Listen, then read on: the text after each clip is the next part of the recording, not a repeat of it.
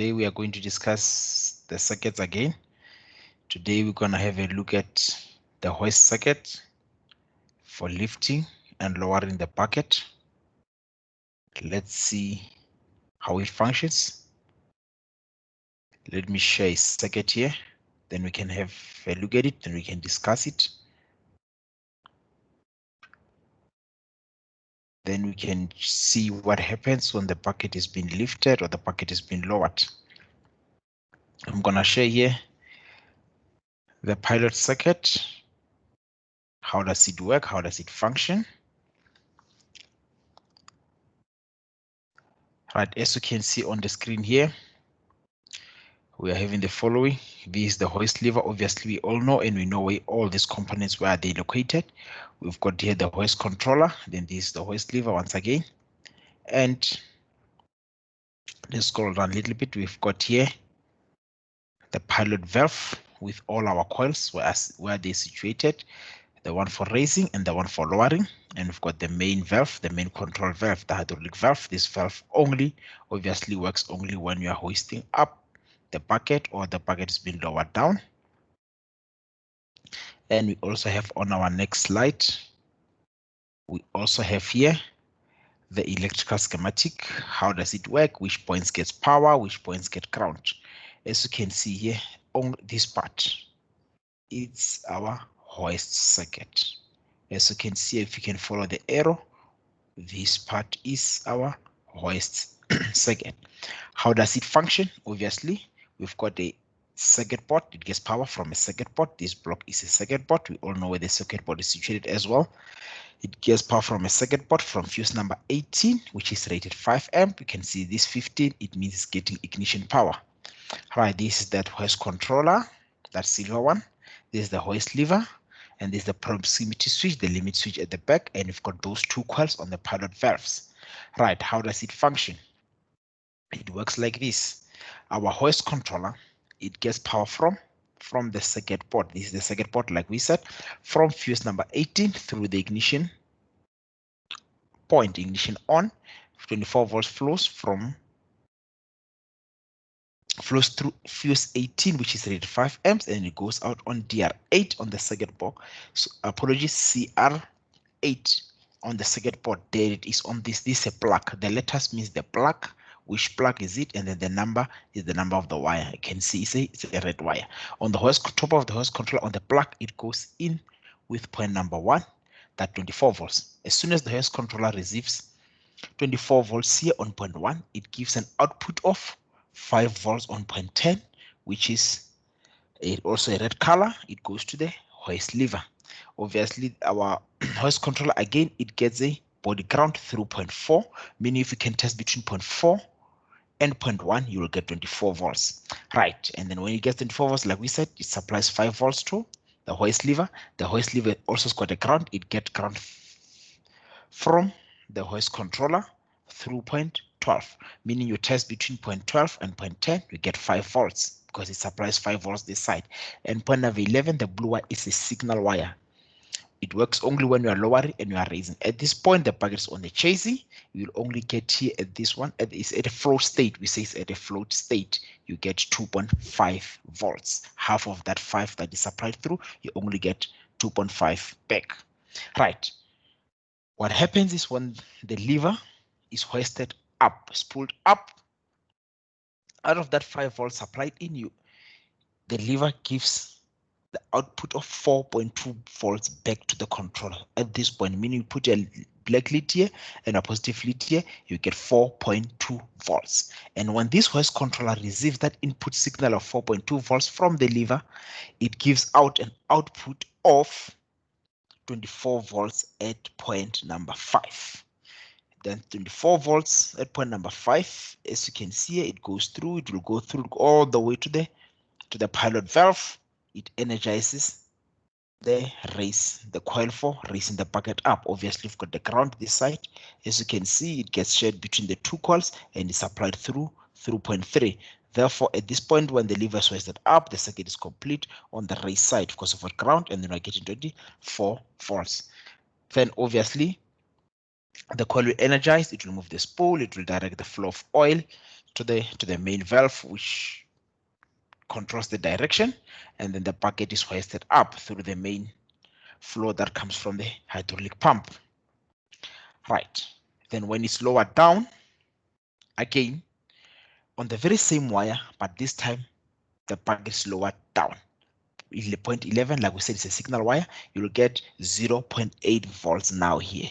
When the controller receives 0.8 volts, remember, when you leave the bucket, we are hoisting up, and then you leave the lever, that 4.2 volts will fall away. It's going to go to a float state or a hold state.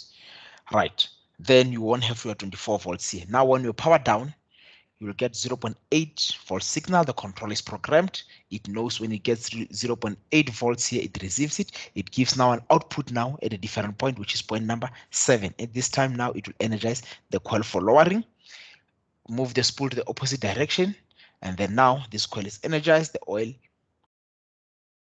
pilot oil, moves the spool and the main valve to the other side, and then all the oil is released away from the cylinders back to tank. As a result, the bucket is being lowered.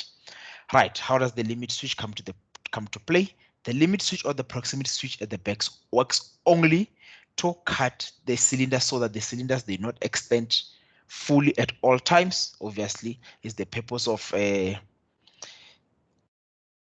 ensuring that the cylinders, obviously, they last long, because every time if they open to their maximum at all times, they will leak on the seals. And the other reason to make the operation of the bucket when you are hoisting up to be smooth, because you don't want your cylinders to bang at all times when you're hoisting up.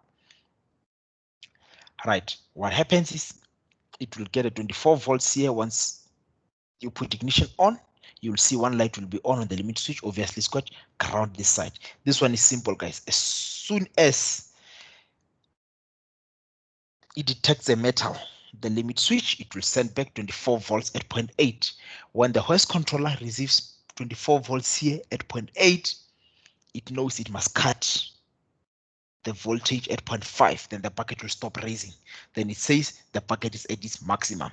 So meaning if the bucket is not hoisting, it's always advisable to check how much to get 0.8. There mustn't be any voltage. If you get 24 volts here, your bucket will not raise. It will think that the controller, once if a signal is seeing that the bucket is at its maximum, or maybe there might be something that is causing that. Might be a metal fall on the limit switch, or the grease pipe is on the way because it's got wires inside, or the limit switch bracket has fallen out, or there's a short on a harness. So there shouldn't be 24 volts at 0.8. Only when the bucket is at its maximum, you'll get 24 volts here, then you'll stop hoisting. Then it means the bucket is at its maximum.